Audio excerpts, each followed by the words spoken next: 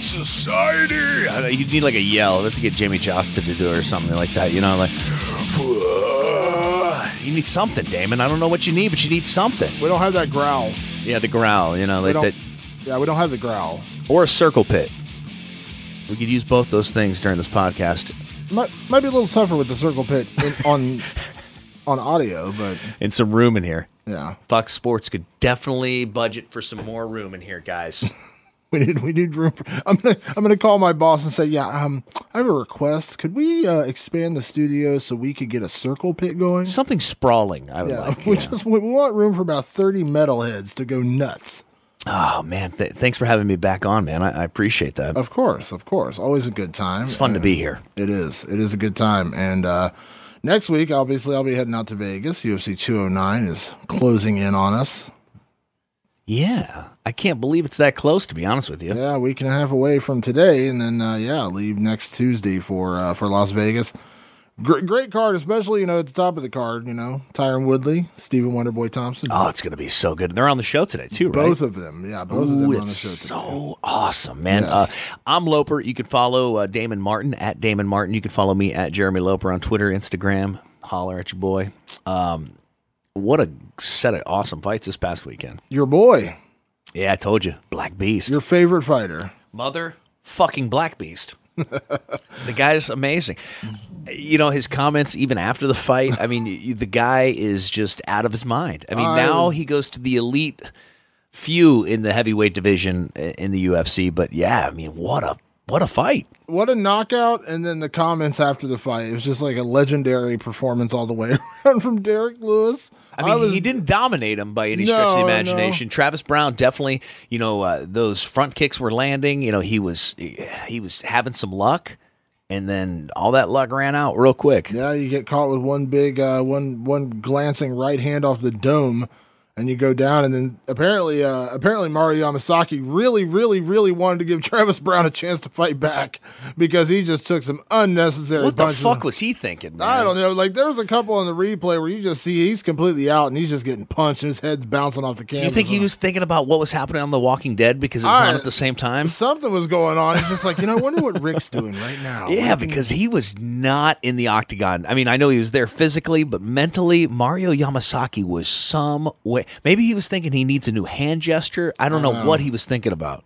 Well, it's funny because earlier in the night you had that big knockout from Thiago Santos where he hit that big wheel kick. Hell yeah. And everyone was talking about that, and they're just like, that was an early stoppage. And I'm just like, you know what? I tend to err on the side of caution when a guy gets kicked in the side of the head and goes flailing down to the ground, and he's taking a couple extra punches, and I know he's pulling guard, but at that moment I'm just kind of like, you know what? Maybe we should just stop. It's okay. You know what I mean? Like he was eating some undue punishment, and then later in the same card, we had that happen with Travis Brown where he gets just mollywopped by a punch. And then he takes a couple, 3 extra punches at the end, and you're just like, that was really unnecessary. He was clearly out. Don't hear a mollywop every day. You don't. And I appreciate you. I pulled that one out. I appreciate that, and I appreciate you. Yeah, I pulled that one out. But yeah, it was a bit much. I was just like, dude, like, what? Did Travis offend you somehow? Like, why are you not stopping this fight? Like, and you're talking about heavyweights too, man. They're dropping bombs. I mean, you don't want to take Travis. You don't want to take Derek Lewis's punches when you're completely cognitive, much less when you're unconscious. I saw a video of a dude on the underground who tried to pull off the Cody Garbrandt, the dance. Yeah. And then he got kicked in the face. Yeah, you see that video? Yeah.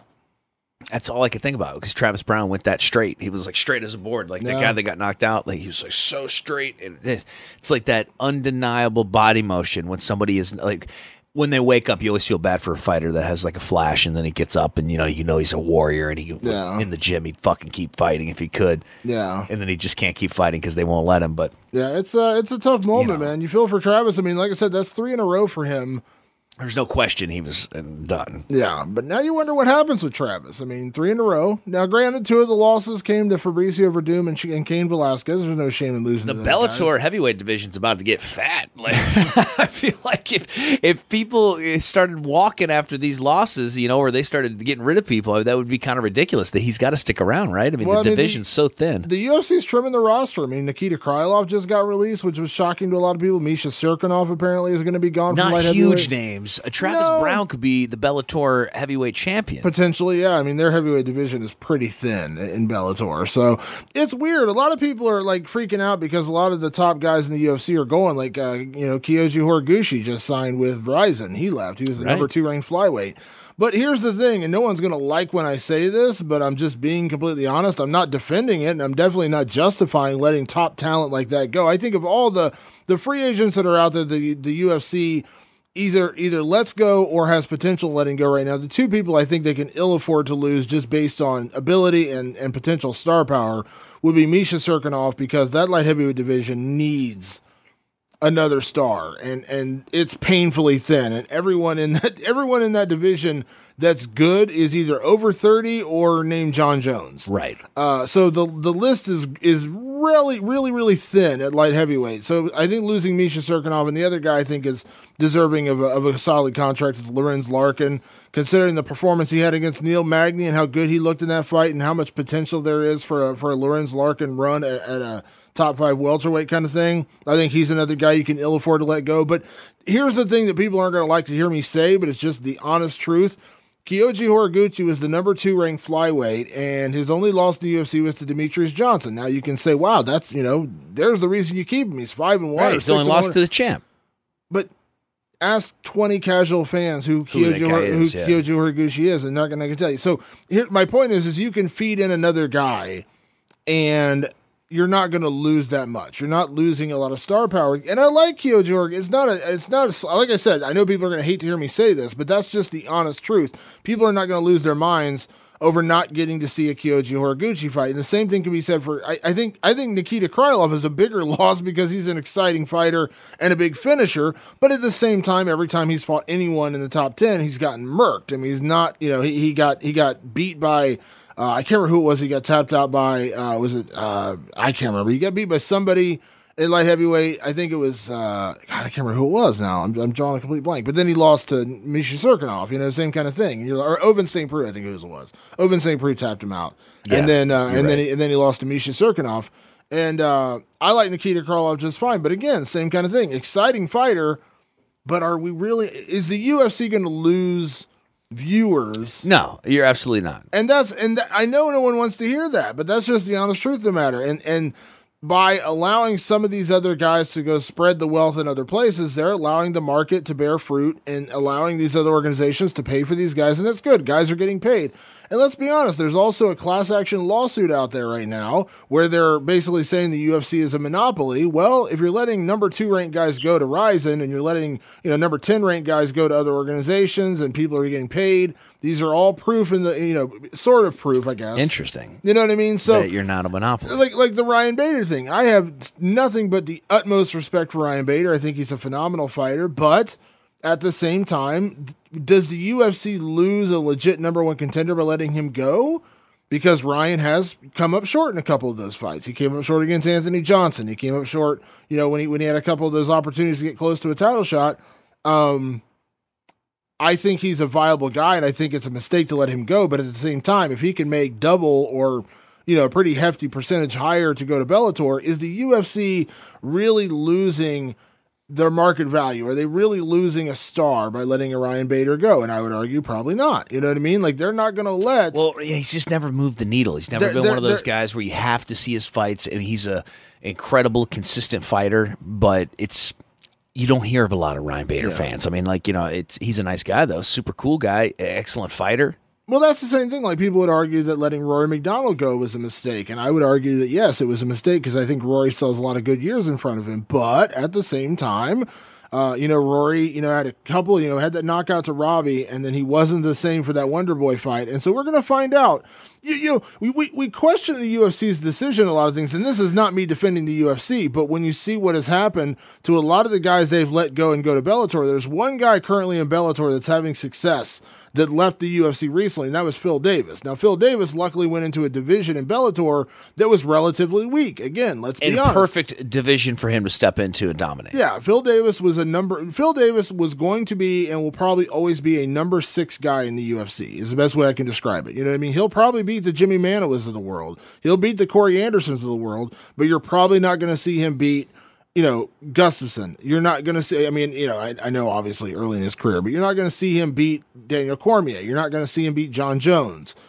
He's not going to get to that level. So you're losing a number 5, number 6 guy. But for Bellator, he's a number 1 guy. He's the one guy that's had success. So Benson Henderson, 1 and 2 in Bellator. Benson Henderson was the big shock. Josh Thompson just got knocked out over the weekend. You know what I mean? All these guys that have come from the UFC in recent months to go to Bellator. What about Koscheck? Didn't he get beat over the weekend? He got knocked out in his first fight. So I'm not saying, but so there is a. But he didn't fight Paul Daly though. No, he fought a guy. I think it was like Marco Alonso or something like that. That's not who he was scheduled to fight, right? No, he wasn't scheduled to fight Daly either though. He was scheduled to fight someone else. But no, this fight came up really short notice. So this was the fight. He was originally scheduled to fight Daly. He got injured. Gotcha. I think is what it was. And then he's been out for a long time. He finally came back and he got. I don't think Kosh should fight again. No, I don't either. And.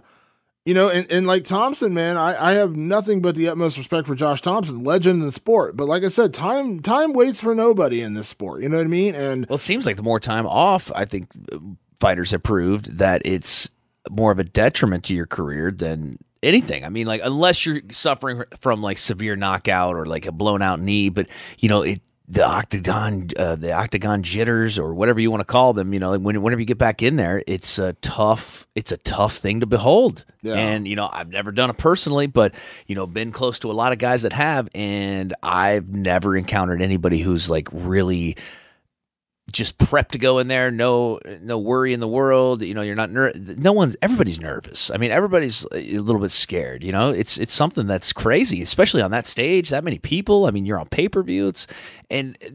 Fuck pay-per-view. You're in front of like your family and your friends. That's what I hear most fighters say. They want to make their family and friends proud of them. Yeah. So you just never know. Like I said, you can't play into the heads of all these things that happen.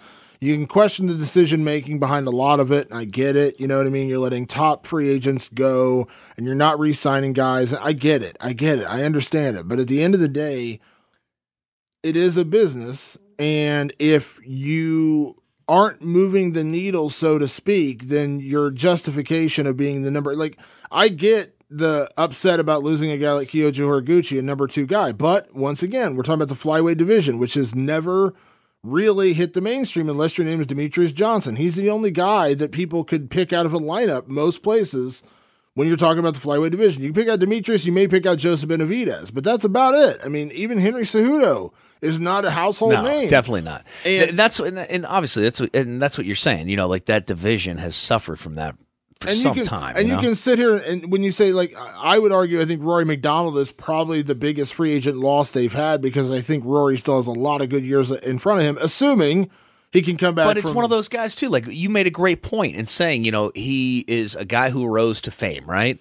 Those fights with Robbie. Those fights that he had that were just knockdown, drag-out fights, he rose to a level where he was not the champion, but he's a top-tier guy. He wanted to be paid like a top-tier guy. And I believe, like most other personality-based organizations, whether they're athletes or actors or whatever it is, sometimes the guys closest to the top that want that money, those are the guys that have the hardest time getting it because they feel like they've had a taste of it is what it is. They've been close to that money and they've been paid that money. So to go and take lesser money in the same place, I think that's what the allure to Bellator is because Bellator probably paid him just a little bit more than the UFC was.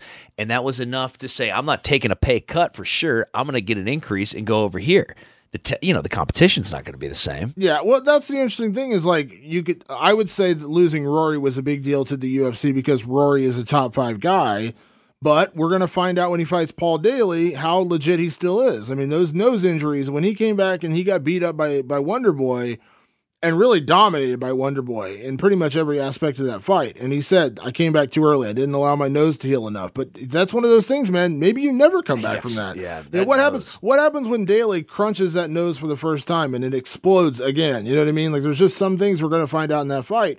But in the welterweight division of the UFC, are they truly missing Rory McDonald right now? When we're getting ready for Wonderboy and Woodley, which is a hell of a good fight, You got Damian Maia. They just re-signed George St. Pierre, which is a huge deal, which I'm sure we'll talk about. We got to get to that too. So it's like, all the guys, you know what I mean? All the welterweights that are out there, the top, yes, yes, we've lost a few guys recently, obviously Carlos Condit isn't fighting right now. Matt's dealing with a couple losses, things like that, but there's still guys out there, you know what I mean? Well, welterweight is not hurting for talent. No, for sure not. I mean, and losing Rory is, I think losing Rory is probably the biggest deal of anyone they've lost. But like I said, we'll find out how big of a deal it was when he goes out and fights Daly. Because if he goes out and gets crunched by Daly, and his nose explodes again, and he has a bad loss in that one, which is absolutely possible, knowing the kind of power that Paul Daly packs, then you say, okay, he's 3 losses in a row. Did the UFC really make a mistake by not offering him $350,000 a fight or $300,000 a fight or whatever? Could be. Gotta be honest. Also, would GSP have come back if they would re-sign Rory? Yeah, I mean, GSP... He was definitely not going to fight Rory. I mean, the money that they pay GSP, which is obviously, far and away more than they would have ever paid Rory, but with GSP, you're guaranteed a superstar. Absolutely, yeah. You're guaranteed, there's no problem. His first fight back, you're guaranteed 700,000, 800,000 pay-per-view buys. Easy. And that's probably on the low end of today's standard of like Conor McGregor pay-per-views. If GSP fights Anderson Silva or GSP fights for a title, you probably are closing in on 1 million pay-per-view buys, guaranteed. You made your money back on GSP. Would you have ever made that money off of a Rory McDonald headliner? Probably not. It's just not, he's not and I know it's terrible. I know no one wants to hear that, but that's just the world we live in. So what is the news about GSP? He's back, signed a new deal, multi-fight deal. So what are the rumors, though? I mean, is he welterweight, middleweight? What do you think? From what I know, he says 155. He can make the weight, but I'm not buying. Yeah, I think ultimately it's going to end up being, it's going to. I still think the fight that probably interests him the most is the Bisping fight because I think that's a payday. Does he feel like that's a winnable fight too? Probably. I mean, Bisping's not known as the best wrestler in the world, and GSP is a phenomenal wrestler. Would GSP get an automatic shot at middleweight? I think as so. The champion? I think GSP can pick his shots right now. I think the only person that can pick his shots more than GSP right now is Conor McGregor. But what about GSP against Luke Rockhold? I mean, how would that match up if he won the belt? Yeah, I mean that's why you have the fights. It just seems like he may be over his head. I would like to see GSP fight Anderson Silva for his first fight back. Let's just finally make that fight would be good. I mean, like I like that fight because of the age. I think Anderson Silva. Let's just finally see it. We've been teased about it for a decade now. Let's just see it. Plus, Anderson isn't what he once was. George is coming back from almost 4 years off. Why not finally put him in there together and let them do the business? You know what I mean? And then at that point, if GSP wins that fight and if he wants to fight for a middleweight title or he wants to stay at middleweight, good for him. I personally still would rather see him at welterweight. He's the greatest welterweight of all time. I think him against the winner of Woodley and Wonderboy would make a lot of sense. I think Woodley and GSP is a very interesting matchup. And as you'll hear in our interview with Wonderboy later, I talked to him about GSP's comeback because Wonderboy's pretty good friends with George. So that'd be an interesting dynamic. Yeah, he's gone with the TriStar numerous times.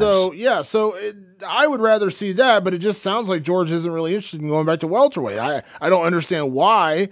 Maybe it's because it's not the big money fight, but I still would like to see that. So Luke Rockhold, who GSP could potentially fight at middleweight if he were to come back at 185. Luke Rockhold, 6'3". Yeah. GSP's 5'10". Yeah, I've stood next to both of them. There's a big difference. It's a big difference, man. Luke's a big boy. But like I said, I mean, Michael Bisping isn't the biggest middleweight in the world. I've stood next to Bisping numerous times. He doesn't look like the biggest middleweight in the world, but he knocked out Luke Rockhold. So the size thing, I mean, yes, it does. Of course, it matters. You know what I mean? But I think that, skill still wins out the day most times. You know what I mean? And GSP, arguably, you could say, number 2, number 3 worst all time ever of the history of the sport, maybe? I mean, you want to put Anderson, you want to put John Jones in that conversation, obviously put Fedor, perhaps. It's going to be interesting to see how GSP looks as he comes back. That's what I'm really interested because this will be his first fight with the drug testing that he wanted. Mm-hmm. And there's been numerous guys that have either retired or walked away from the sport or quickly walked away after the first couple of USADA fights. And George St. Pierre was never one of those guys that was ever suspected of drug use at all. So, I mean, if he comes back and he's in the shape and the condition that he was in when he left, I mean, this could be a game changer for the UFC at the time when they need it the absolute most. And a super fight between Conor and GSP would be everybody's dream, right? To a point, but I dispute that would be the biggest fight possible. And everyone's saying, man, it would be so huge. GSP. You think Conor versus GSP or GSP versus Anderson? I think, bigger? Well, no, Conor against anybody is going to be bigger. So that's going to be the bigger fight. But I would argue that Conor Nate Diaz 3 would be bigger than Conor GSP. Ooh. Because here's what people are forgetting. We're in a different age now. Now, GSP is still a star, and GSP is going to attract a lot of attention. And I know this because anytime I write a story about GSP, people still click it, and people still are very interested in what he says and what he's doing. So I'm not disputing the fact that he's a superstar. But we are in a different age right now of the way fights are being built. GSP against a Nick Diaz, because there's a natural rivalry there, and it's gonna be a little crazy because Nick Diaz is crazy, and there's an interesting factor there. The Anderson Silva, it's the history. Everyone wanted to see GSP and Silva for years, never got to see it. I don't know that Conor GSP is going to sell the way people want it to sell or people think it would sell, because GSP cannot get into a war of words with Conor McGregor at all. It's not going to happen. He doesn't have that in him. He's not built that way. So what you're going to end up with is Conor just bashing the hell out of GSP, and you're going to ask GSP to cut down to 155 or what? I mean, they shouldn't fight at welterweight by any stretch of the imagination. Conor should stay away from welterweight. But I just don't know that you're going to get the heat of that. Yes, you get the natural superstar versus superstar thing going on, which is big. 165. Well, they're gonna sell pay-per-views regardless. Conor could fight you and me in a handicap match, and it's going to sell because it's Conor. But I just don't think Conor GSP is going to sell and keep people interested the way that I think a lot of people just assume it would, because you're putting two superstars together. You got to have a certain chemistry to sell a show. Now, like I said, Conor's going to sell against anybody. Conor can fight anybody right now, and it's going to do, 750 to 100 to a million pay-per-view buys automatically because it's Conor McGregor. But I don't know that GSP is going to be the guy that's going to push you to 2 million buys. I think you're going to get closer to that if you put him in there with Nate Diaz for a third time, because the heat, the intent, the rivalry between those two guys and the build up to that fight is going to get so many people buying that pay-per-view. You might automatically get 1 million by putting GSP in there with Conor because they're both superstars, but you could be pushing 2 million if you put Nate Diaz in there a third time. I truly do believe that would be the bigger fight. As you mentioned, somebody very close to GSP, the guy only has one loss. He could be the next welterweight champion of the world. That one loss to Matt the Immortal Brown, and that was early in his career. So it's going to be real cool to see what happens in the rematch against Tyron Woodley. Damon Martin one-on-one with Stephen Wonderboy Thompson. So how is everything, Steve? Obviously, fight is 2 weeks away, man. You got to be excited. It's almost time. Oh man, I'm super excited. Ramping the training down just a little, taking it down just a little bit. Working on focus on mostly cardio right now. All the prep is done. Just getting the weight down, and we're ready to rock and roll, man. We literally have 2 weeks, man. It's right here. I wish it could be tomorrow. You know what I mean? I wish it could happen sooner, but it is what it is. But I'm super excited and ramped up. Yeah, we talked right after the fight got made, and so that was several weeks ago. But I know this is such a generic question, but I mean, how was the training camp for this fight versus the first one? I mean, I know you traveled a little bit, did some different things for the last camp. How was the training camp for this one, training for Tyron the second time?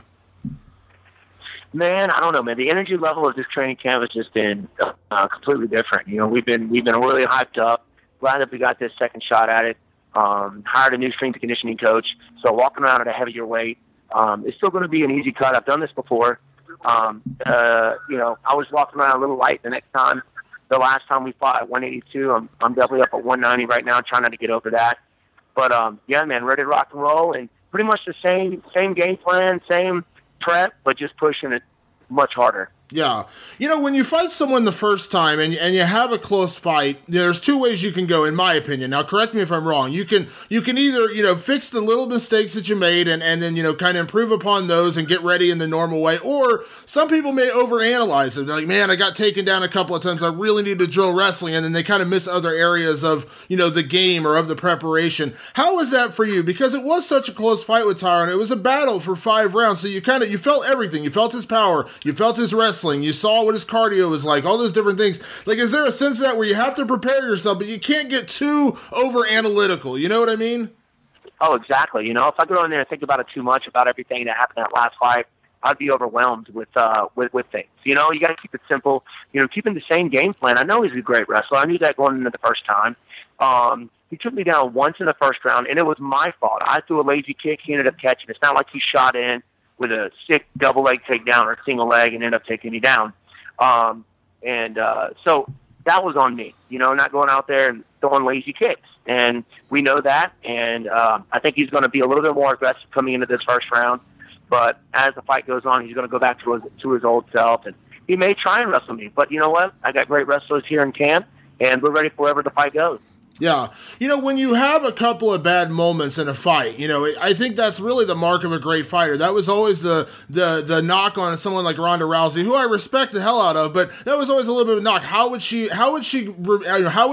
react to adversity? How would she react to finally getting pushed in a fight, to, someone kind of socking her in the face? Would she be able to take it? Unfortunately, it didn't work out too well for her, but you went through that adversity, especially in the Woodley fight. You had that big punch in late in the round. You got stuck in that guillotine. You had that first round with the ground and pound. You went through all that and still battled through and got a draw. Does that kind of give you confidence that, I took his best shot, and now I'm going to finally give him my best shot? Oh, man, yes, definitely. I felt everything that he's got. He was at his best. I was definitely not 100%, and I know that. And that's what gives me confidence going into this next fight. I've taken his best shot. It was like one threat right after the next in that fourth round, and I took every bit of it, even helped him off the canvas in that fourth round. So that gives me the confidence going into this next one, knowing that. And knowing I'm going to be 100% stepping out there this time. Just letting it all out. I know this is the title fight. Probably this is it. And I'm feeling 100%. Just got to go out there and do my thing. Yeah. You were on such an impressive winning streak prior to the first fight with Tyron. Now, that was the fight of the night, ended up, being a draw, a very, very close fight. But in the previous performances before Tyron, you had been very, very dominant. Now, I don't want to, make you sound like you're cocky or anything going into the rematch. I know you're not that kind of guy, but do you feel that kind of confidence that, now that you went through maybe not your best night, but you still got a draw, do you feel like any part of you feels like you can go out there and really dominate this fight to where we won't be having those questions when it's over, to where we won't be saying, well, maybe he won 2 rounds, maybe he won 3. You feel like you want to go out there and kind of do what you did, maybe even like Rory McDonald, where it was a very dominant 5-round performance, if it goes 5 rounds. Exactly. That's what I want to go out there and prove, not just to myself, but the fans and the UFC, that I deserve to be that welterweight champion. And going out there and just letting it all out, like you said. You know what? But there was adversity, and there's no quit in me. No matter what, no matter who I step out there with, I'm going to give 100%, and it's going to be a hell of a night for them. Yeah. As I said, the first fight was a battle, but kind of give me a sense, without giving away too much game plan, Steve, what is the difference this time around? What makes you champion after that fight is over at UFC 208? What makes you champion at UFC 209? You know what? The hard work that I put into this camp, knowing that I went out there and took his best shot, and I know it wasn't 100%, man, the whole atmosphere, the whole vibe of this next coming fight, it's something different about it. We're all pumped. My camp is pumped. We're positive. We're staying positive. And you know what? Since I went out there and fought him once, I felt his power. I felt everything he's got. Now I can just go out there and do my thing. I can just go out there and have fun. I've already felt it. I've already been out there. I've already experienced him. And I don't think he's going to bring too many changes to the game. You know what? And I'm ready for wherever the fight goes. And all I can do is go out there and have some fun. And that's how I look at it. Like, you see my fights with Jake Ellenberger, Johnny Hendricks, and Rory McDonald. I went out there and just had fun. And in my last fight with Tyron, for some reason, I just didn't feel that vibe. I didn't feel that positive, positive feeling. This fight, man, I'm all smiles and just ready to go out there and have some fun, man. That's it. when I know Tyron has made a big point about, he felt he won the first fight. Now listen, I get it. That's what you're supposed to say. You're supposed to feel you felt you won the first fight. So, to feel like he did give you kind of, the best of what he had in a couple of those rounds with the ground and pound and with the big punch and with the guillotine, and he still couldn't put you out and he still ended up in a draw. Psychologically, and I know you can't get in his head, but do you feel like you may see a little bit of that come out in the second fight, where either he feels like he has to really go out there aggressively, trying to get the finish to get you out of there, or maybe it affects his confidence a little bit, because when he hits you with his best shot and his best submission and he still can't put you away, and then he's got to do it all over again. I've seen it before where guys are just like, man, like, what do I have to do? And there are different fighters psychologically in the rematch. Like, will you look for those kind of things when you step in the cage with him? Oh, definitely. You know what? You can kind of pick those things out before the fight even happens. We'll probably be doing interviews together. I'll see him around, see him, warming up or walk around the hotel, and you can get those kind of vibes from people. He's even said, after this, he's going to go out there and try to end my career. I'm like, I'm already in his head. I'm already out there. I'm already in his head. which some fighters, of course, I know he's a champion for a reason, but sometimes when you go out there and think that you feel like you have to go out there, you have to look for that knockout, and then you start doing things you normally wouldn't do to try to make that happen. And if I feel that out there, I'm definitely going to take advantage of it. Yeah, you did a little bit of media with him when the fight first started. You did some interviews and everything. How was that? I know that things got a little awkward. They had that conversation on ESPN. The thing about racism came up. I know it gets a little awkward when you talk about those kind of tough subjects. And listen, I applaud him for bringing up tough subjects that maybe most people wouldn't want to talk about. But how was that spending time with Tyron when you guys first got the fight put together? You know what? It was all good, man. Going out there and doing interviews with him for that weekend. It was good. Closer to the end of the day, we started to have a little fun, especially on Fox. I don't know if you saw that or not. Me and Tyron were actually on the same team. You high-fived him. Battled down. Say that again? I said you high-fived him. You gave him a high-five and everything. Yeah, man, I know. I never thought that we'd go out there and high-five. I don't think he did either. But we had some fun, And at the beginning, I guess there was a little bit of hostility, and so I guess there was kind of that feel of, hey, man, you know what? I need to get in this guy's head. But I think after a while and just hanging around me and knowing that that's not going to happen, it was just relaxing, man. We had a good time. But you know what? We both know we got a job going to, have to fight each other, have to duke it out March 4th. So, we know it's business. We're going to go out there and have some fun. Much respect to him. And when a major winner take the honor and the glory and that belt. So it's all good, man. And when you brought up the race thing, of course, it's a very touchy subject, and of course, I don't see the his side in the dealings with the UFC. So to be honest with you, I don't know.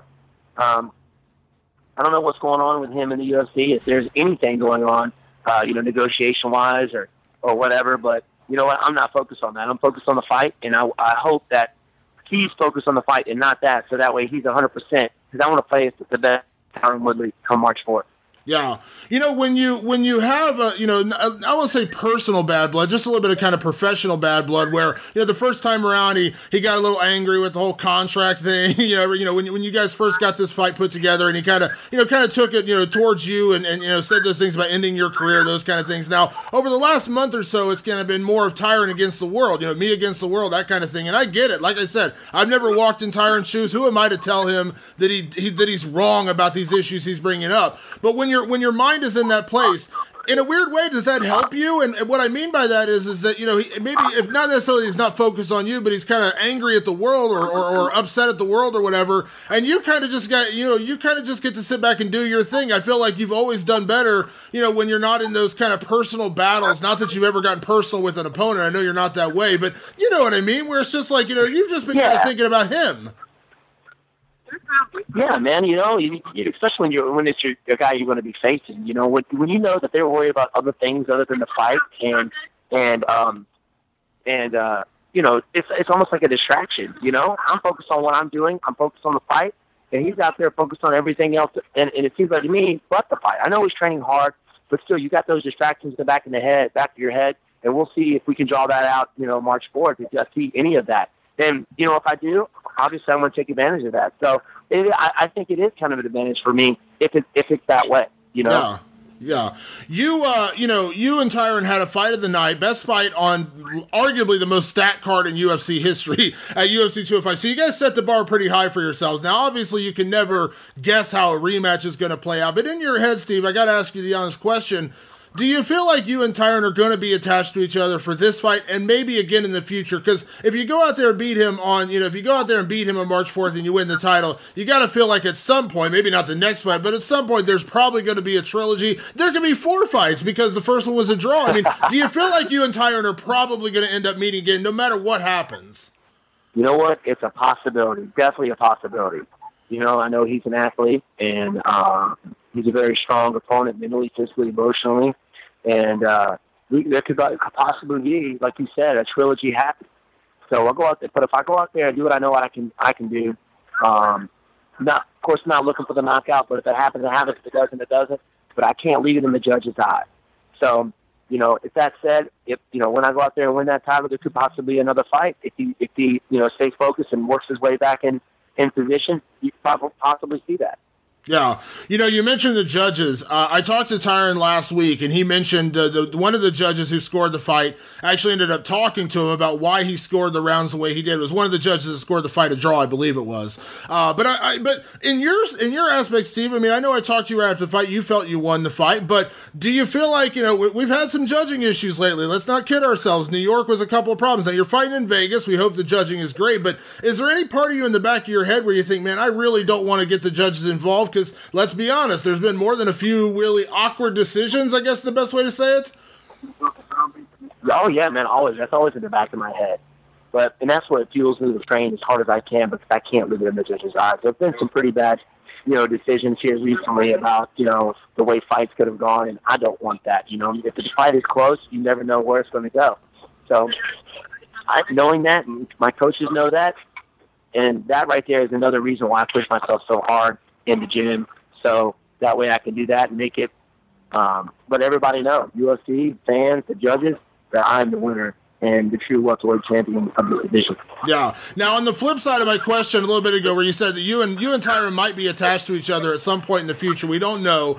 But on the flip side of that, basically since July, since he beat Robbie Lawler to win the title, you guys have kind of been attached to each other for that long a time. I mean, that's basically the last 8 or 9 months of your life have basically been built around Tyron Woodley. Is there some sense of finality in your mind, Steve, where after next Saturday night, you're like, I can put Tyron behind me for a little while. You win the title, you celebrate, but maybe you can move on to a Damian Maia or somebody else. Like, is there any part of your head where you're like, I kind of want to not think about Tyron Woodley for a little while? You know what? To be honest with you, it doesn't bother me one bit. I know he's my opponent, and thinking about him and focused on him for the last 8 months. But it doesn't bother me at all, to be honest with you. He's just another opponent that I got to go out there and prove to the world that, I'm going to win this fight. I got to beat him. And, he could be my opponent for the next 2 or 3 years. It doesn't matter. My goal is to go out there and be the best fighter. And no matter who it is up against, that's what I'm focused on. That's going to be my passion. And as of right now, it's Tyron Woodley. Yeah. So the focus has got to be Tyron. You're literally 2 weeks away from the fight, so that's the only thing you got to focus on. And you're going to get hit with this media week, so I'm just going to go ahead and do it now, Steve, because it's fun to talk to you about this kind of stuff. But I'm sure you heard the big news this week. George St. Pierre has re-signed with the UFC. Now, you have a different relationship with George because you trained with him. I remember, I think one of the first times we ever talked before you even got in the UFC was when you traveled to Canada to help him get ready for Carlos Condit. You were one of his sparring partners, and I know you know him, you know Faraz, you know the team up there, but kind of a two-part question. One, are you happy that GSP's back? And two, the obvious question is, you beat Tyron Woodley at UFC 209. What do you think? Would you fight George St. Pierre? You know what? I am kind of excited that he's back out there. I know he's always been training. He's always evolving. Everybody thinks that George St. Pierre in the past 3 or 4 years, maybe not be, it's not training at all. But this guy, he's a martial artist, a lifelong martial artist. He's always training and evolving. You know what? He's one of the reasons why. I would hate it. I would hate the day where I would have to step out there as a guy who inspired me to switch from kickboxing to mixed martial arts. He was my inspiration, and he's a good friend of mine. And that would be a hard one, man. To be honest with you, just emotionally, because he's a good bud. And but you know what? You never know. You never know what the UFC is going to bring. And of course, I know we're both businessmen and professionals, so. Kind of like with Rory, I got a little bit better relationship with George than I did with Rory. So, I don't know, man. We'll just have to see. I would not want to, just because, the relationship we have. But, it is business. Yeah. It's different for you because, where Tyron and some of the other fighters, Bisping and whoever, they see George St. Pierre as a way to add a few extra zeros to their bank account. And I get it. I mean, I'm not stupid. I understand George's a superstar. His first fight back is going to be massive business. So I get it. But you're different. I mean, even if it was that money fight, even if it was that big, headlining pay-per-view, you would still have to think about it, it sounds like. It sounds like you wouldn't just immediately sign on the dotted line and say, let's do it. Like, it sounds like it would have to go a little deeper than that, than you just getting a big paycheck. Yeah, man. For me, it is about finding the best people in the world and proving to the world that I am the best fighter. And not just to the world, but to myself. I've been doing this since I was 3 years old, and this is who I am. This is my life. and I want to be the best, and I do it for the honor and the glory, and it's not about that big paycheck. Everybody asks me, well, would you fight Conor McGregor? Of course I would fight Conor McGregor, but it's not because of the money. It's because, he's such a huge martial artist, and everybody considers himself the best if you fight Conor McGregor, if you beat Conor McGregor, So I look at it as that, being just who you are and being the best. That's it. Honor and the glory, baby. Well, I know it'd be tough because, like I said, I know you and George are friends. But like I said, listen, he's the greatest welterweight of all time. I'm quite sure you would probably say the same thing about him. Definitely. What better way to cement your own legacy than to fight and possibly defeat George St. Pierre? I mean, listen, the guy's a legend, but at the same time, you want to be a legend, right? You want to be the best welterweight of all time. You got that right, my friend. You got that right. So, yeah, man, I mean, he is the best of all time. Best welterweights of all time. And glad he's back out there. I'm glad he can make things work with the UFC. Question is, hopefully he still has it. I mean, you can train all you want, but it is a little different when you can step out there and compete. But he's a very intelligent guy, got good people around him, so we'll see, man. I know there's talk about him fighting Bisping, and we'll just have to see where things go. Yeah. Well, maybe, you never know. Maybe he's sitting cage side UFC 209. That would be kind of interesting. You never know. So we'll have to wait and see. Well, exactly. Well, Steve, buddy, I always appreciate the time, man. I cannot wait to see you out in Vegas in a couple weeks. Safe training the rest of the way. Safe travels out there, man. I cannot wait for the rematch, and I look forward to seeing you in Vegas. Like I said, at this point, it's only about a week and a half away. We'll be out there. Oh yeah, man. So hopefully I'll see you out there, and hopefully we can chat before and after the fight. Looking forward to it, man. All right, brother. Well, I appreciate the time as always, man. I'll talk to you soon. Anytime, brother. Have a good one. All right, you too. Bye-bye. Rocket Mortgage by Quicken Loans proudly supports the Fight Society podcast. When it comes to the big decision of choosing a mortgage lender, it's important to work with someone you can trust who has your best interests in mind. And with Rocket Mortgage, you'll get a transparent online process that gives you the confidence to make an informed decision. Don't waste time searching through stacks of paperwork. With Rocket Mortgage, you can securely share your financial info to get a mortgage approval in minutes. You can even adjust the rate and length of your loan in real time to make sure you get the mortgage solution that's right for you. Whether you're looking to buy a home or refinance your existing mortgage, you can lift the burden of getting a home loan with Rocket Mortgage. So skip the bank, skip the waiting, and go completely online at quickenloans.com/MMA. Equal housing lender, licensed in all 50 states, NMLS, consumeraccess.org number 3030. Awesome interview, man. You get that insight one-on-one, what he's thinking. And, because for so long, I felt like his father was the mouthpiece for that team. And you hear Stephen Thompson really coming into his own. Yeah, he's good. He's a good interview. He gets it. He's smart. He's well-spoken, and he's a talented kid. So, yeah, I'm excited for this matchup. And obviously, we're going to talk to the champ here in just a few minutes, Tyron Woodley. But that's a phenomenal fight. I tell you what, UFC 209 is very top-heavy. You got the title fights. You got, Khabib, or as our good friend Joey Diaz would say, Calabib.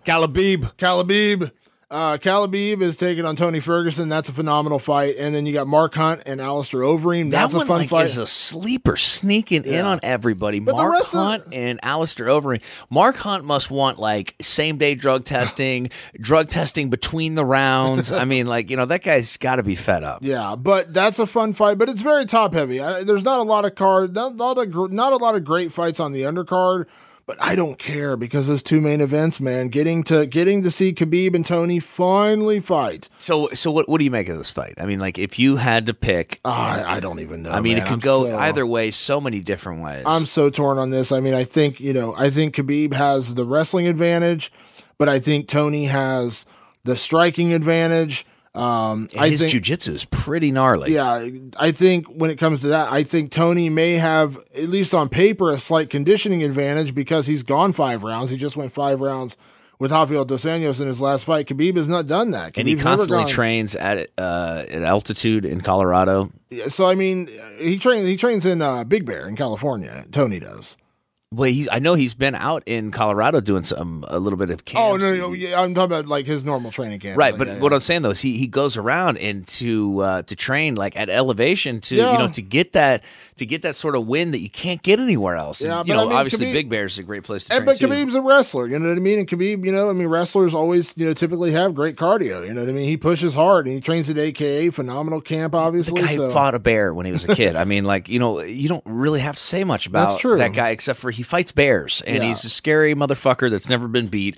And how is this going to play out, man? You got two guys that if it was just based on how bad they want it, like you couldn't even, you could have conversations for days. And Khabib, like you didn't hear anything from this guy. And then all of a sudden they were about to do that dude real wrong. And he thought that he was not going to get a shot at Conor and that wasn't going to happen.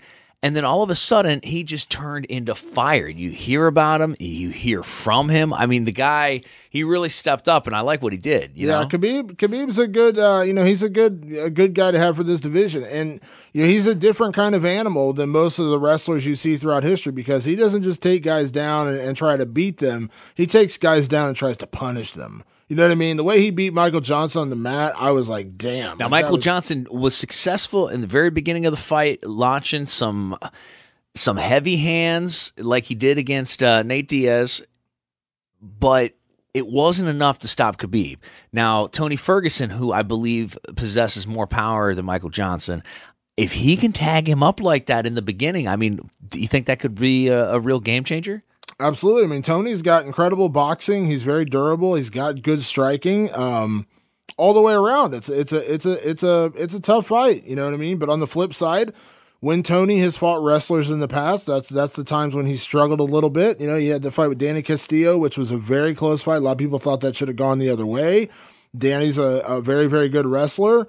Khabib, probably the best wrestler in the lightweight division. So it's like, can Khabib just take Tony down and punish him for that? Or can Tony stop the takedown? Tony comes from a wrestling background. He wrestled in Michigan where he's from.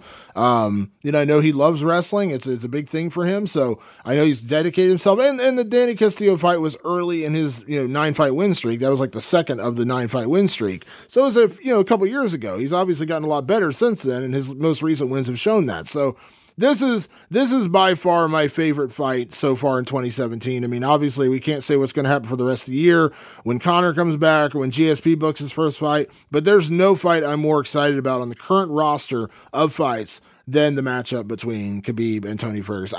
I can't pick it because that's how good this fight is. I honestly, sitting here today, right now, less than 2 weeks after the fight, I can't tell you who's going to win that fight. Dangerous pick, man. I can't tell you who's going to win that fight. So with the main prize waiting in the wings, a fight with Conor McGregor, which would mean the unification between this interim belt that they're going to give out on Saturday or 2 Saturdays from now, and the difference between that and Conor's belt, the real belt. They want that, but they also want the money fight. What's the reality that they get that in the next year? I don't think it's very good for either one of them. I think, in my opinion, what's going to happen is Khabib or Tony's going to win the interim title, and they're going to end up defending the interim title because I think Conor will most likely still end up fighting Floyd by the end of the year. I still think that's going to happen. I've crapped on that fight so much in terms of it actually happening, but from everybody I talk to now, all my sources tell me that everyone wants that fight to happen. Does he have a leg to stand on with the Ali Act? I don't know that it'll go that far. I think ultimately the UFC is going to sign off on it because the UFC is going to make a big chunk of change for doing nothing. You know what I mean? Now, granted, I think Dana's right in the sense of Conor would be better off with the UFC being involved because they do have a gigantic promotion machine. You know what I mean? Without a doubt. The way the UFC promotes things is so much better than boxing. It's ridiculous. It's not even close. So I think the UFC will, and like I said, the UFC wants to make that money, and they can make, whatever they make, $50, $100 million off of doing basically nothing. So do you think it's going to be an event in itself, or do you think it'll be like one of these weird MMA events where there's a boxing ring? I don't know. I honestly don't know. I think that's probably because you have to have an undercard. I think that's going to be part of the conversation. You know what I mean? To negotiate how that's going to happen. Like, is it going to be Mayweather Productions with McGregor Promotions? Is it going to be UFC Presents? You know what I mean? There's that's the roadblock is getting all that figured out. But I think ultimately the UFC Presents a McGregor and Mayweather Production. Yeah. So I mean, I think ultimately, though, that is still the fight that is most likely to happen. And then at that point, if Conor wins or loses, Most likely loses because, again, for all the things we can say about Floyd Mayweather, he is still one of the best boxers of all time. Then I think Conor's next fight is still Nate Diaz. I've said that from the beginning. Can you imagine if he wins, though? Oh, my God. I mean, it's very likely if he touches Floyd enough, I believe that he for sure has enough to put him away. It's like, I think it's going to be an answer of cardio and can he close the distance? And as Floyd is evading so much in that early part of the fight, it's going to be those later rounds when Floyd starts to get a little bit sloppy, or Conor would hope that Floyd would get a little bit sloppy being, what is he, 41 years old? 40, yeah. 40 years old, maybe 41 at that point. I'm not sure when his birthday is. But if he could somehow get in there and he's slightly tired and Conor connects, I think there's not anybody in the world. I mean, you're hearing Freddie Roach say it. It's more than a puncher's chance. Well, that's what makes it intriguing is because and listen, Conor can sell you on anything. This guy is the ultimate salesman. He can sell you that he has a chance. And if he can sell Mayweather in that same way, can you imagine if he can get him to start thinking internally like, dude, this guy can knock me out? Yeah. So I mean, that's what I'm saying. There's a possibility that exists, and it doesn't matter if the possibility doesn't exist. You're still going to tune in and watch it. Of course, you're going to plop down $100. It's going to do 3 million pay-per-view buys easy. All the people that said they weren't going to watch Manny Pacquiao fight Floyd Mayweather. Yeah, it's going to do 3.5 to probably 4 million, and it's going to be insane. But after that, I still think Conor comes back and fights Nate. I've said. Do you think that's the biggest fight of all time ever?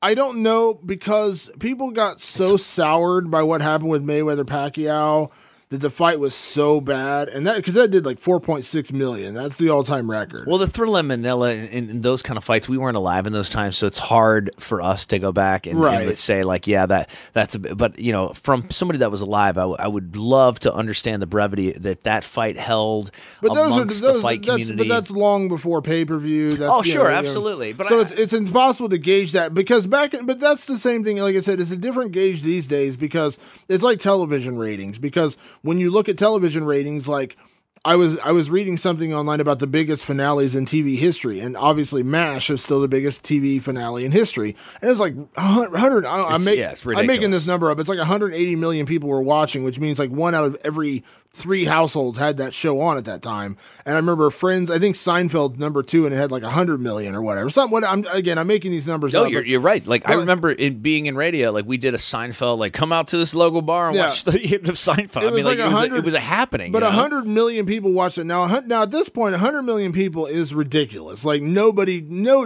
watches, 100 million people don't watch anything at once except the Super Bowl. That's it. That's the only show you can get 100 million viewers on at one time. So things have changed. Like I said, back in the day when Ali fought Foreman or when Ali fought, whoever, they were putting that on ABC and, I mean, it was national TV and there were 3 channels. And there wasn't much going on. You had ABC, CBS, and NBC. You had 3 choices on television. Now that's not the case. There's a billion different things to watch. And so not everyone is going to tune in to watch, Conor and Floyd or Floyd and Pacquiao, whatever. So what'd you say MASH was?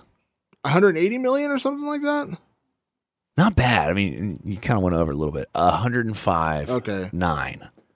So that means it had a household rating of 60.2%. Yeah. That means 60% of televisions in the United States of America that day or that night, they were tuned in to over half of the televisions in the fucking country were tuned to one show. Like, if you're not in the business, you don't really get it, but it's that's an unbelievable amount. If you were doing 60% of the business of like one thing in the entire country, you feel like a baller, right? Yeah. I mean, that's exactly what this is. But it will never happen again. It will never. Well, you're competing with so many things. Yeah, now. even the Super Bowl. I mean, the Super Bowl has the biggest ratings in history now, but because the Super Bowl is the only thing that will ever get those ratings. No TV show will ever get that again. Not even close. Thanks to the wonderful fans that we have here in Columbus, my show that I have, Loper and Randy, in the morning, we do really well. And shows like ours are few and far between that do as well on traditional radio because there's so many other things you're competing with. You're satellite radio, you're competing with YouTube, you're competing with what's on Twitter.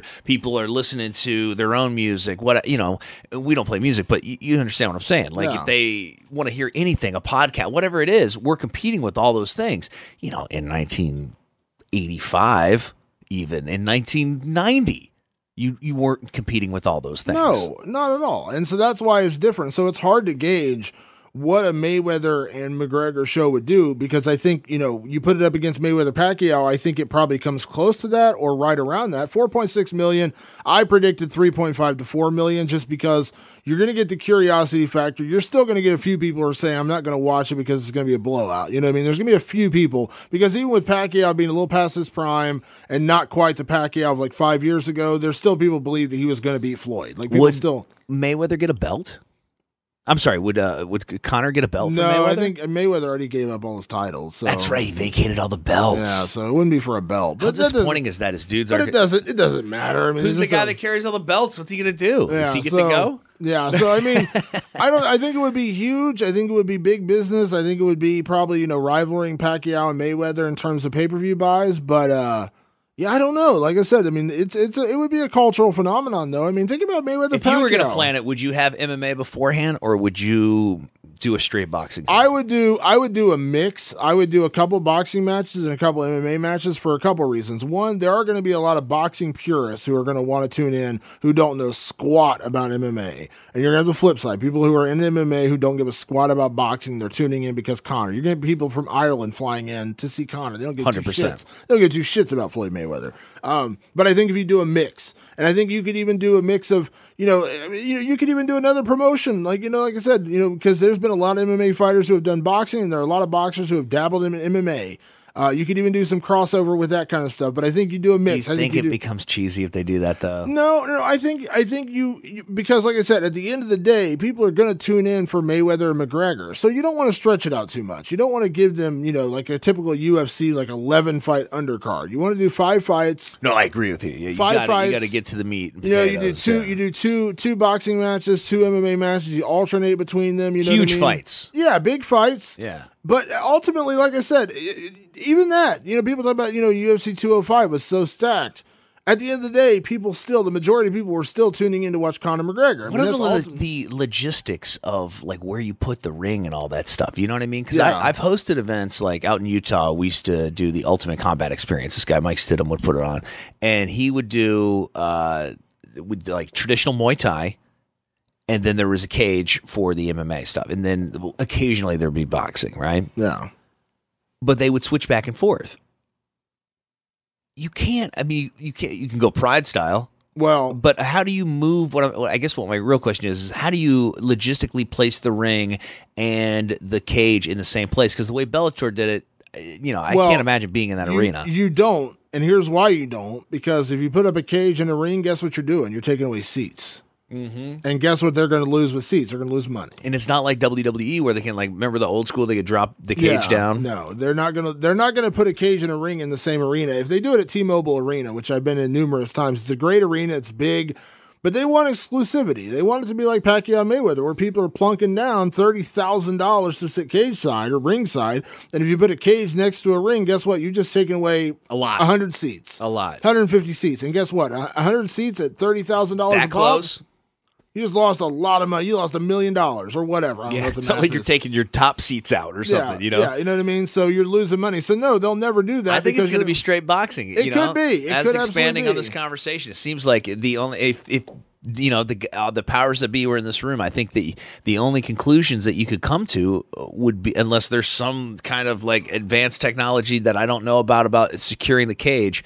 But then it would have to be an octagon. So, it doesn't work at all. No. It's got to be straight boxing. But at the end of the day, like I said, it's just like anything else. It's going to ultimately boil down to the main event. That's what people are going to pay their $70, $80, $100 to watch is Mayweather and McGregor. And you know what would be funny is what if it was like that was it and it was $30?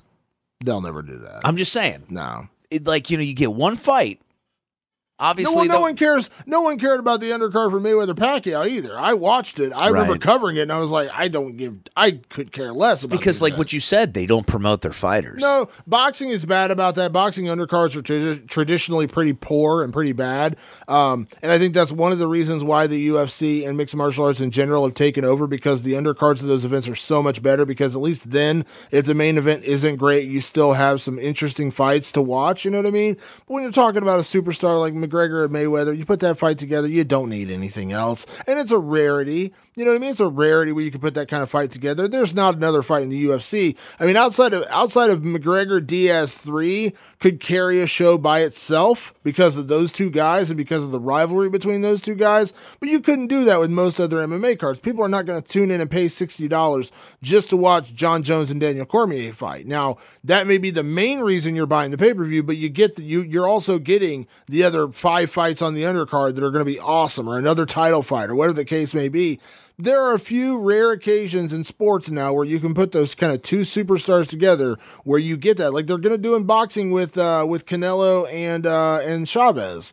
That's not a great fight. Chavez isn't nearly as good as his old man, but the Mexican crowd is going to lose their shit for that fight because you're putting two superstars together. And like I said, there's those rare moments where you can kind of seize the moment on the crowd, seize the moment on what people are willing to pay for.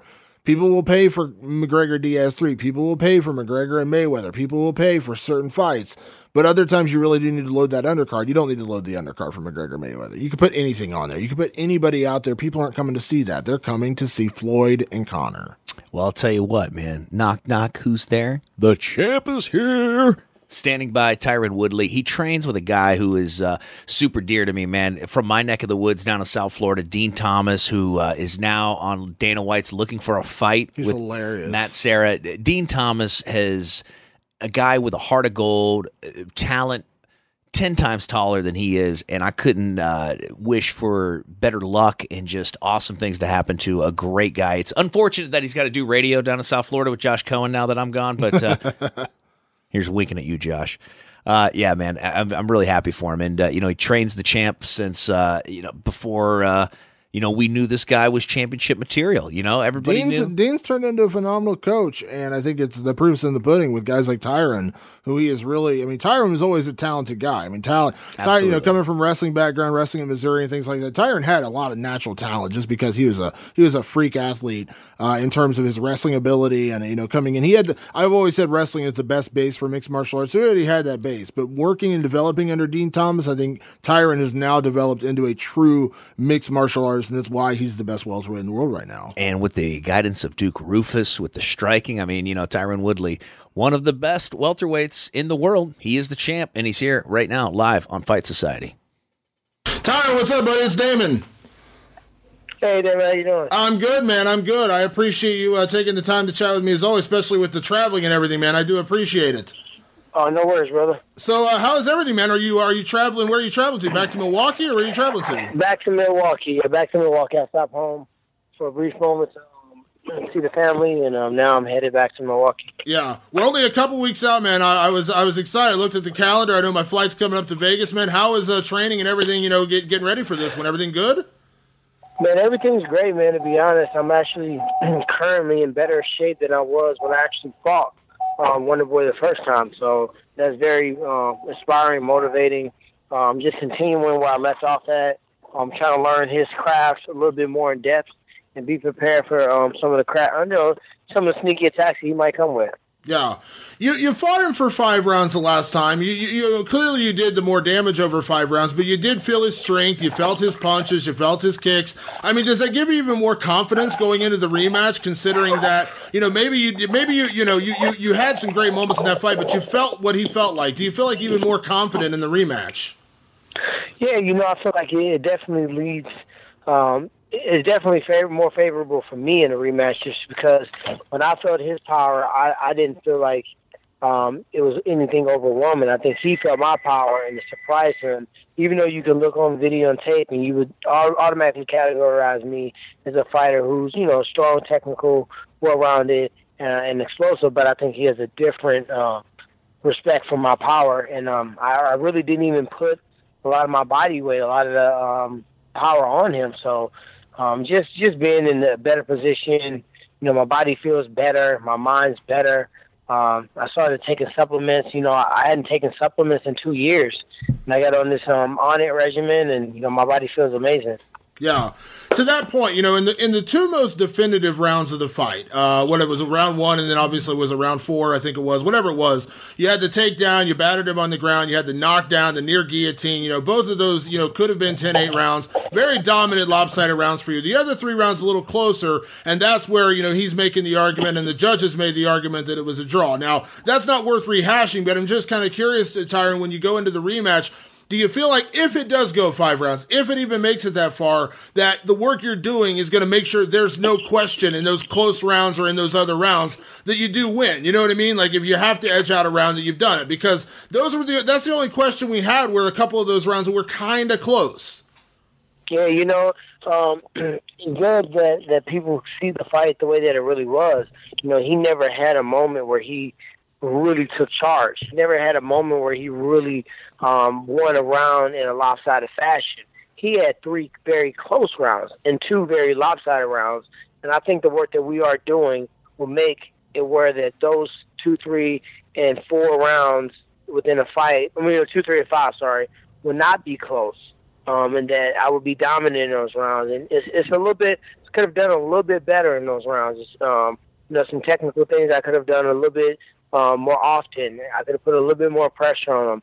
And I think just knowing his strengths and what he's doing and where I need to be for him to be successful, I can make sure I'm not in those positions and make sure that, I'm putting him in harm's way every chance I get. Yeah. Now, there's a downside of this rematch, Tyron, because you spoke very openly and honestly that you felt you won the fight. If this was pride scoring, and I know it's not pride scoring, but if it was pride scoring, you would have won that fight based on damage and everything you did. But if there's a downside to the rematch, it's that, you feel in your mind and you feel in your heart that you did beat him the first time around, and now you got to go back and do it again. So there's a possibility of a letdown. Now, I know you're a wrestler, and as a wrestler, you have to face the same opponents, 2, 3, 4 times in a season, and you may beat them handily, but you're still going to have to rematch them. So I probably know the answer to this, but how do you get your mind right for that when you know in your heart that you feel you beat him the first time around, but now you got to go back and do it again, 4 months later? I mean, the toughest part about this fight was getting over the first fight. And now that I'm over the first fight, it's not really difficult. I'm fighting the same opponent, but I'm coming at him and I'm going to actually utilize the thing in the game plan that we planned on doing the first time. I feel better as an athlete, so that's going to give me more confidence to do more in this fight.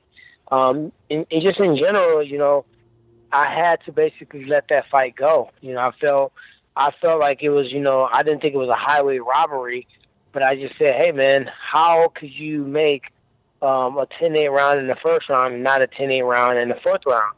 And the judge that scored the fight came up to me later at a Bellator fight and told me that, he was going to give me a 10-8, but then I wasted 1 minute in a guillotine. How do you waste a minute in a submission hold?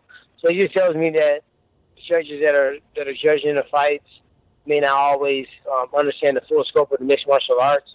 As we saw this past weekend, sometimes in New York City, the judges are scoring a bit differently than what we're used to. So this is back in Vegas. I feel confident. I'm undefeated there. I've always had a great showing in Las Vegas, and I don't plan on changing that March 4th. Yeah. So the judge, I just want to make this clear, the judge who gave you the 10-9 in the fourth, and I know I can find his name because I have the scorecard, but the judge that said that to you actually said you wasted a minute with the guillotine. They actually said that to you? Yeah, I didn't look at the scorecard for names, and I wasn't going to go up and show up to somebody's house and yell at them, but he came up to me and said, you know what, I was the judge that gave you the 10-8 in the first round and 10-9 in the first round. I'm willing to talk to you and, discuss and, see what you think and how you feel about it. And he was like, I'll tell you what my thought was. You got the takedown, you dominated, did damage in the first round. He said, I said, sir, with all due respect, I knocked Stephen Thompson down 3 to 4 times in one round. If he doesn't come back and do anything special, then that's a 10-8 round. I knocked him down. I had him in submission trouble twice. And even when he popped his head up from the top, at the end of the round, after there was 4 minutes of an onslaught, he literally maybe landed 5 of the 20 punches he threw.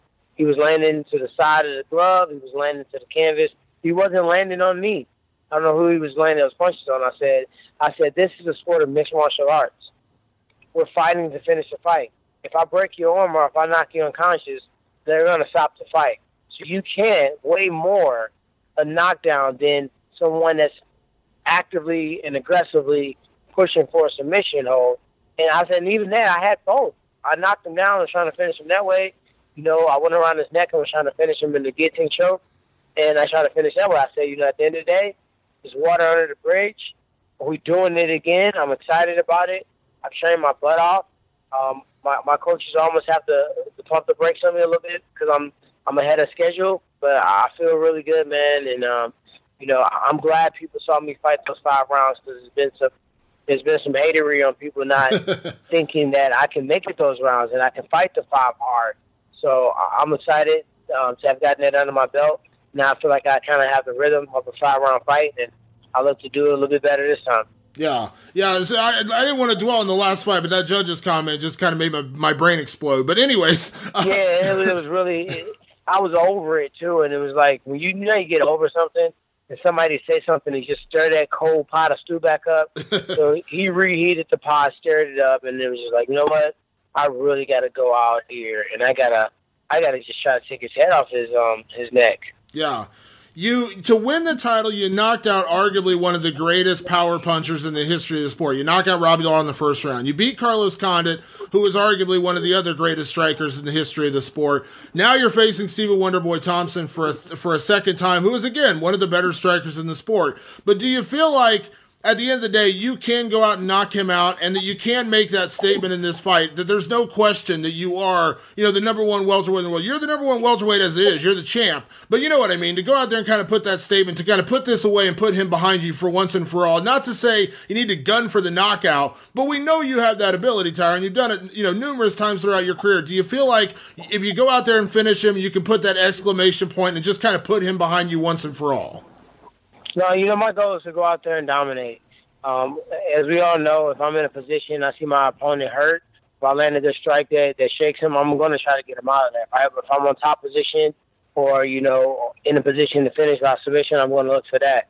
I don't feel the need to prove the haters wrong. I've beaten Carlos Condit, I've beaten Paul Daly, I've beaten Jordan Meehan, I've beaten Tarek Saffiedine, I've beaten, some people might have said I've beaten Stephen Wonderboy Thompson, Robbie Lawler. These are the greatest strikers in our sport. But I'm the only one out of all those guys that outstruck the best strikers, and I still don't get the credit for being the best striker in our division. How do I outstrike who's left after Wonderboy? Tell me the striker that's the best striker in the division outside of him. Yeah. You know what I mean? It's hard to say. Some people would have said Cowboys. Some people could have said, now Masvidal's, putting on some great shows.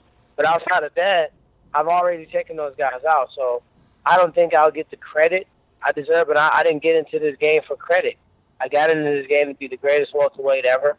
If I keep knocking them off one by one, I think that'll happen. I do not think that after beating Wonderboy, I'm going to all of a sudden get all the credit that was due to me in the past, that all of a sudden it's just going to pour in and everybody's going to be Team Woodley. That's not going to happen. It's still going to be haters. It's still going to be people that want to see me lose. It's still going to be, if you wouldn't have knocked him, he slipped on the canvas. If you wouldn't have gotten him an armbar. I thought he won, you lost. It's still going to be those people, and that doesn't bother me. It doesn't motivate me. It annoys me occasionally, but that's about it. Yeah. You've spoken, and I don't want to dwell on this too much, Tyron, because you're ready for your fight. It's 3 weeks away. You're getting ready for that. But I do want to bring up, you brought up a very important subject in the lead up to this fight when you talked about racism in the sport.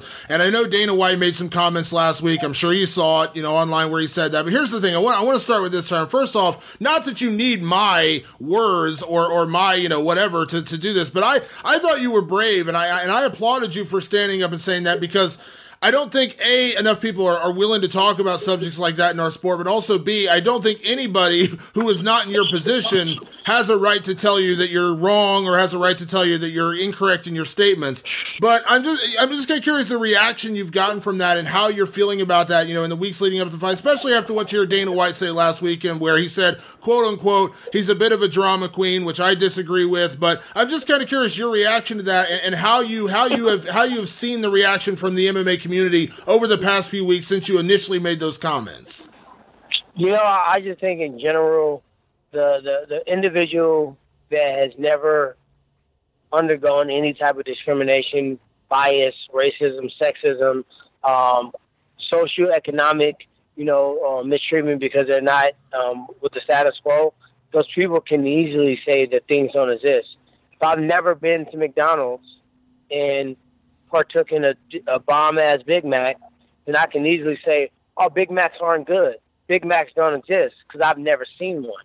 So I have to keep that, in the back of my mind that people that have not seen that, they are just ignorant to the fact that it exists. They don't mean that they're blatantly racist. I never came out and said, oh, our sport is racist. I definitely never said they in the UFC or Wonderboy was racist.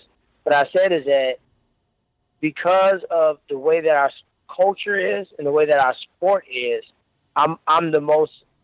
Let me choose my words wisely because everybody gonna come down crumbling. I just feel like we have preconceived notions about African American athletes in general, not just in mixed martial arts. And people are subconsciously stereotyping athletes, and they're not even recognizing that they're doing it.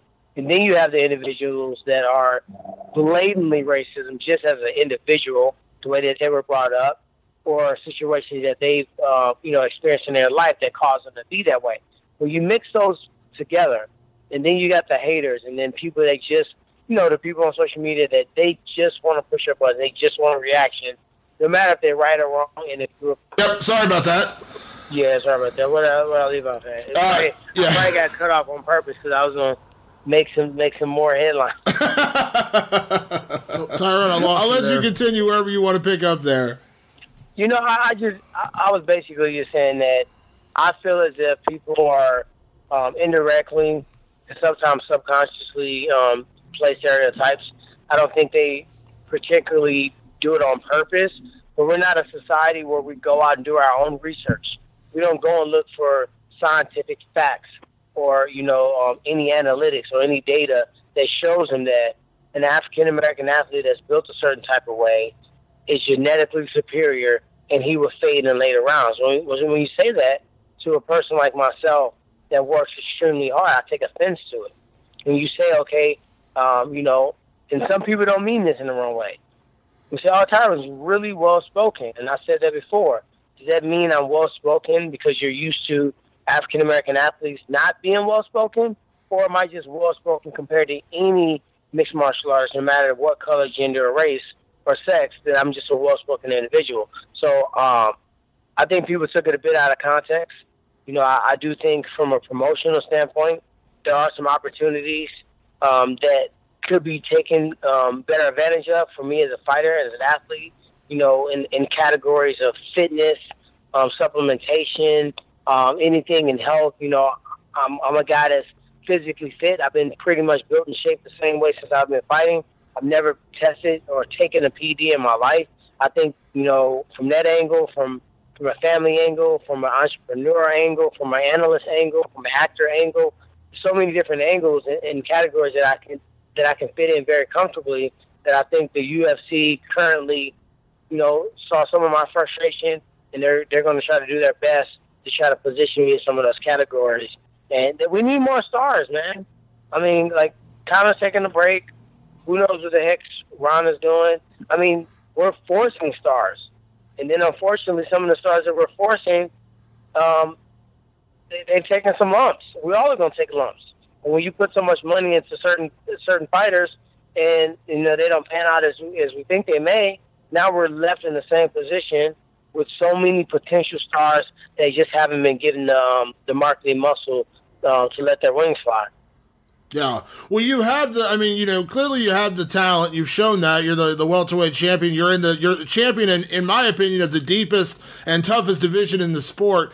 And like I said, you want it. You want that spotlight. Some people don't want that spotlight. They may say they do, but you and I both know they don't really want that light, that bright light shining on them at all times. You're welcoming it. I think the UFC should embrace that, because you're right. We need more stars. Conor's out Ronda's out. Unfortunately, John Jones is on the sidelines till at least July. I think a guy like yourself is a guy the UFC should absolutely embrace and promote, especially in America, because that was always one of the problems Jose Aldo had. He didn't speak English, so it's harder for him to connect with an American audience. And I get that. I understand that. But you're a guy who should be huge in America. You should be, one of the stars of this sport.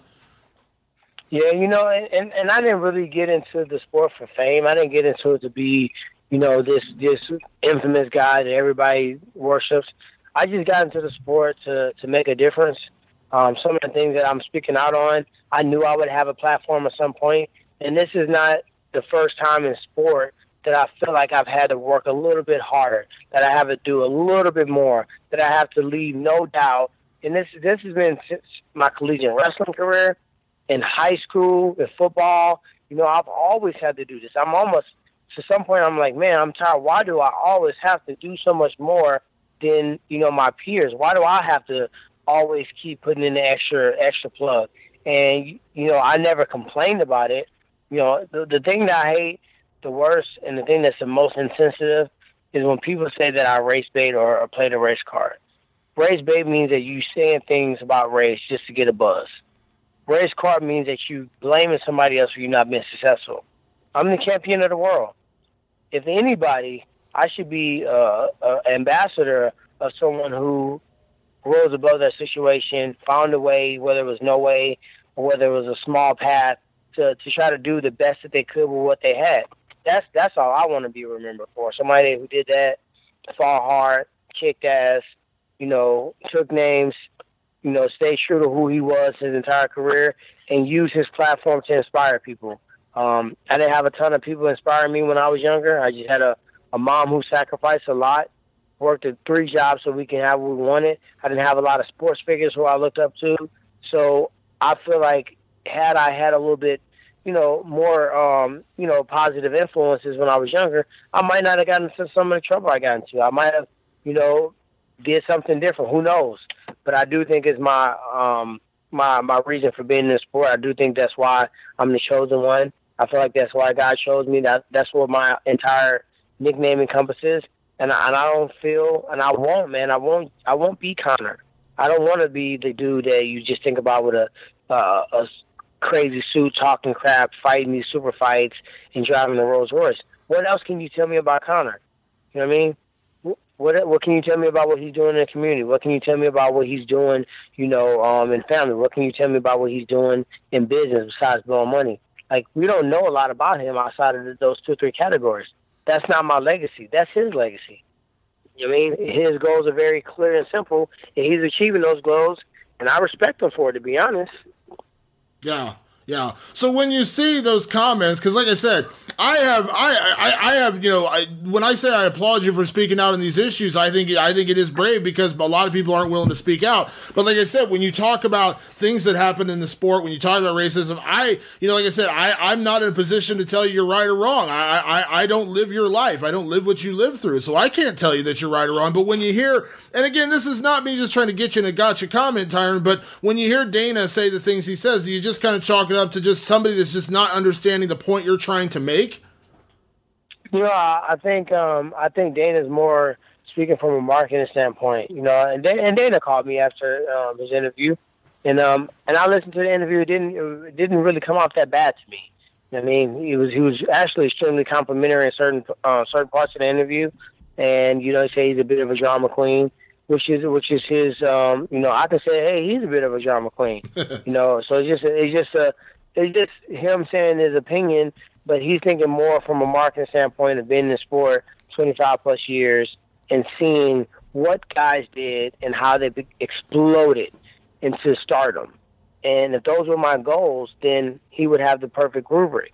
But he also has to understand why I'm in the sport, what I'm doing it for, what I'm fighting for, and also I might not have the same goals as certain people. Now, granted, I do want to be compensated. If I'm working at the post office and I'm sorting the same mail as the person on the right, and they're making $25 an hour and I'm making $21, I need to know what is this person doing so much better that he's getting $4 more than me. That's just knowing the market, and that's just being a smart businessman. So, of course, I'm going to push to get what I feel is fair and what I feel is deserving. But my end goal is not to break the record on freaking cashing in the most. I want to be treated fair. I want to give what I feel is due, but that's not the reason why I fight. That's not my sole purpose. And so yeah, I don't get too frustrated, man. I try to stay away from as many comments as I can. Occasionally, you'll see me get on there and go back and forth with a few people.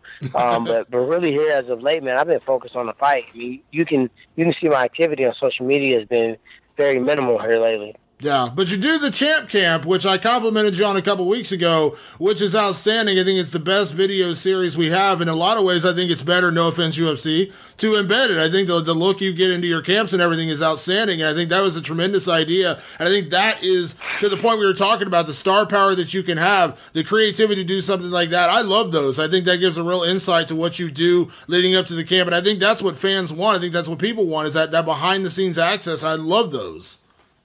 Well, I appreciate it, man. Me and Fast and Production, a guy named Lamar Logan, he's the man behind the lens. He does the shooting, the droning, the editing, the producing, the mastering of it. We come together collectively for a mission. They keep getting better each episode. We actually dropped in episode 2 of Champ Camp Season 3. And really, when I first started this, I realized that I had no memorabilia from MMA. I don't even know my state championship wrestling medal is at. The only thing I can know right off the top of my head is where my 2 All-American plaques from college. Outside of that, I really have not captured a moment, and I brought him on originally just to videotape me fighting for the world title for the first time. And then it turned into Champ Camp, and that turned into Champ Life. And people get an authentic, real look in what I'm going through, what I'm doing, what it takes to be the champion, who I am, what I fight for, the things that I have to sacrifice to be where I'm at, and just being appreciative and also being human, having fun at times, but also struggling, training hard, having bad workout days. We over-glamorize this sport. We make people think that we're rich, that we never have a bad day, that we eat freaking legumes, grass, and goat protein, that we never, eat a slice of pizza. And I think it's good that fans can really look in. And those are the people that are going to stay with you. They're going to be ride or die, and they're going to have your back for real. And, that's why I'm doing it. And it's a lot of interest. A lot of people thinking about picking it up as a series and maybe something for other athletes as well. That's awesome. That's awesome. Couple quick questions before I get you out of here, Tyron. One is, when you came off of your fight with Robbie Lawler, I know you spoke about the promotion because you were after UFC 200, you were before UFC 202, and the promotion that you didn't feel that fight got, and I agree with you on that. Now UFC 205 was a madhouse. It was you, it was Wonderboy, it was Conor, it was it was Eddie, it was the whole thing with that. But this is a card you're headlining. I know Khabib and Tony are co-headlining, and kudos, that's a great fight as well. But do you feel like this is kind of your chance, to take that starring role, to take that leadership role, that kind of lead? Because this is a card, built around you and Wonderboy at the top of the card. Do you feel like you are getting that push and that promotion you deserve? I do think it's a sleeper card. If you remember UFC 206, man, that card over-delivered. And that's why they put it right back on, free for us to watch on the streaming outlet. I think this card is a sleeper card. You got Khabib and Tony Ferguson, and everybody's been waiting to watch. Khabib is one of the most feared lightweights in the UFC right now. Nobody really wants to fight Khabib. But Tony Ferguson said, guess what? I do. And, he's shown his durability and his ability to endure and always look for the finish. You got Mark Hunt fighting Alistair Overeem, which should be a crazy fight. And then it's a fight that you don't even have to advertise. You don't have to promote. You've already seen it once. I know people say Styles makes fights.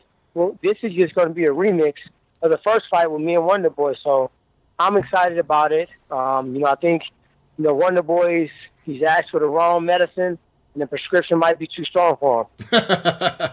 And my last question, Tyron, before I get out of here, and I'll see you in Vegas in a couple weeks, but the UFC over the weekend announced a new card in Kansas City. Now, you're a Ferguson guy, so St. Louis is your hometown.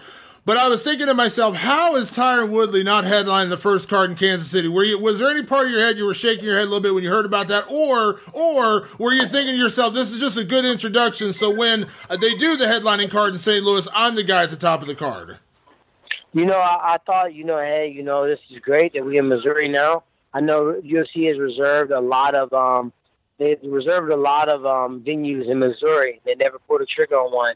So now that they're pulling the trigger on one in Missouri, it just tells us that they're going to do more shows there. I think St. Louis, as far as a sports city and a place to host any type of sporting event, has shown that they're one of the best. So I'm excited about the future. I know the UFC will be in St. Louis in 2017. And I looked at, headline that card. Guys like me, guys like James Krause, Zach Cummings, Michael Johnson, even Robbie Lawler has a huge following here. It'll be a great hub for at least 8 to 10 current guys on the roster that we can go on and we can put on roster. Yeah. So, what we're saying is that, I know the UFC is back in conversations with George St. Pierre. What am I thinking? Tyron Woodley, GSP, headline the first UFC in St. Louis. Is that an idea, maybe? Possibly? We all know GSP come back. That fight's going to happen in Canada. So, you got to give him his respect. You got to put him in his rightful spot. He's done enough in our sport to, when he comes back, to have it on his playing ground or even in Las Vegas at a neutral site. I couldn't see him coming to St. Louis to fight me. Maybe a Damian Maia in St. Louis, something like that. If it's not a huge card that's going to do crazy pay-per-view, that's going to be a mega fight. If it's going to be for me, especially after going out there and taking on Wonderboy for the second time, I'm going to be very ornery. I'm going to be a pain in the ass to fight in St. Louis. So if Stipe Miocic can do it after he defends, if Bisping can do it, and all these other guys to fight in their hometown, I think it's time St. Louis see the chosen one back. I haven't fought her since 2009. I agree. Well, Tyron, I appreciate the time as always. Obviously, safe travels to Milwaukee, safe travels out to Vegas, man. I look forward to seeing you in Vegas in a couple weeks. All right, man. Appreciate it. All right, talk to you soon. All right. Bye-bye.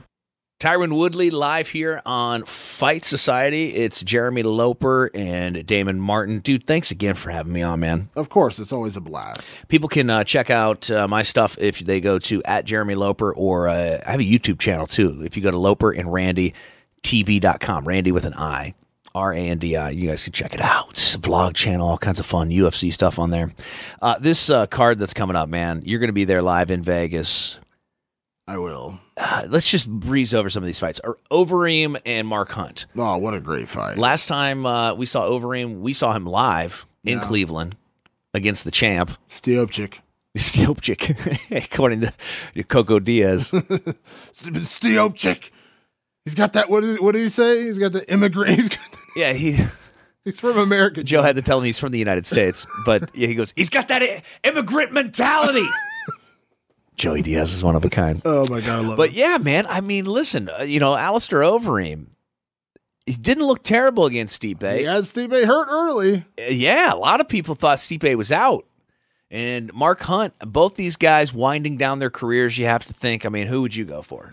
If you had to still lean Overeem, because Overeem still has more ways to win. He's got a great ground game that people kind of forget about a lot of the times. And Mark has slowed down. Mark's chin isn't what it once was. He can't quite take the punches he once did. But, man, all he needs is one. He just needs one. He needs one shot to land, and he wins that fight. But I do lean Overeem in that fight. Yeah, Rashad Evans returns. I mean, man, a lot of questions about Rashad. A lot of questions. He had to deal with the medical issues that kept him out of his last couple of fights. This is at middleweight. Middleweight. And listen, we saw the pictures when he was cutting for UFC 205. Dana posted that picture online of Rashad looking all cut up and ripped. And you're like, damn, that looks impressive. But you just never know. I mean, like I said, I know I bring this up all the time, but it's like when Chuck Liddell fought Rich Franklin. He had a six-pack for the first time in his career. He looked amazing. Still got knocked out. You know what I mean? So somebody being in shape and being fit doesn't necessarily mean they're going to win. Fedor Emelianenko is the greatest heavyweight of all time, and he's never had like a six-pack and, ripped up guy. You know what I mean? So that doesn't necessarily translate to being a winning fighter. He is dad bod. So Rashad looks phenomenal, but you just never know. How is he going to cut? How is he going to get down to 185 and then look the next day? Dan Kelly, you seem like it's a walkover, but every time we doubt Dan Kelly, this guy wins. You know what I mean? Every time you're like, dude, this dude's about to get beat down. You're about to see this guy get exposed. Then he wins. And you're like, what the hell's going on here? It could be a huge win for him. Yeah. Could be huge. It's possible. Khabib, Tony Ferguson could be the fight of the year. I can't even pick that fight. And it's not because I'm going and I'm going to talk to both guys and I don't want one of them pissed off at me. I honestly don't know. I seriously, I'm going to sit down this weekend because we have a weekend without fights this weekend. I'm going to sit down on Fight Pass and I'm going to dig into some video because I want to rewatch some of these fights because this is my favorite fight of the year. It's going to take a lot for another fight to jump over as Khabib and Tony. The fight is so good. So many different ways this fight could go. And it's not, like I said, I honestly can't make a pick right now. This is one of those rare times where I'm like, I need to go back and watch video before I make my pick. Yeah, man. I don't even want to. Woodley against Thompson once again. They're going to run it back for the championship of the world at welterweight. I mean, I think Tyron Woodley is going to come out as a different fighter in this fight. Yeah, the last fight was technically a draw, and I did score it as a draw based on giving Tyron a 10-8 in the fourth, but I didn't give him a 10-8 in the first, which would have won him the fight. But I understand the argument for that. And I told Tyron this in the interview, if this was pride scoring, he would have won that fight. He did most of the damage. You know what I mean? Wonderboy didn't necessarily hurt him in that fight. He may have won rounds. He may have won points in rounds, but he never really hurt Tyron. Tyron hurt him bad a couple of times. Many argued the fight should have been stopped. Yeah, I mean, he hurt him in the ground and pound in the first round was nasty. Then he hit him with that big right hand, nearly finished him. Then he had him in that guillotine for 2 minutes. I do lean Woodley a little bit in this fight because I think Woodley has a little bit of a chip on his shoulder, and maybe he has a reason to, man. I applaud Tyron for speaking out about the issues that he's speaking out about. I know people like to say he's complaining and he's whining. Shut up about that. He's speaking about something that affects him personally. How can anybody tell Tyron he's not right to feel the way he feels about being treated or whatever's going on in his world? So I applaud him for that, but I do think he's going to fight with a little bit of a chip on his shoulder. He thought he won the first fight, and I think now he's motivated to really put a stamp on it. So I lean Tyron, but like I said, man, Wonderboy didn't look himself in that last fight. What we saw out of Wonderboy against Rory, what we saw against Wonderboy against Johnny Hendricks, he didn't have that same kind of fire, that same kind of, gunning for it. When he fought Johnny Hendricks, he showed no fear of the takedown. He showed no fear. And Johnny Hendricks is a phenomenal wrestler. He showed no fear of that. He had a little bit of that against Tyron. He didn't want to step in against Tyron because Tyron has that just thunderbolt in his right hand. He has phenomenal wrestling, and he was a little tentative. If Wonderboy gets rid of that tentativeness, if he gets rid of those nerves and he goes out there and fights his fight, he can absolutely win this one. But I still lean Tyron. Live on pay-per-view March 4th. We will all see what happens, man, and then we'll get back on here and we'll I can't wait. Talk trash about what happened. Break it down for you, man. Hey, it's a real pleasure and an honor to come on here. I really appreciate it. And to all the fans of this podcast, I love you guys.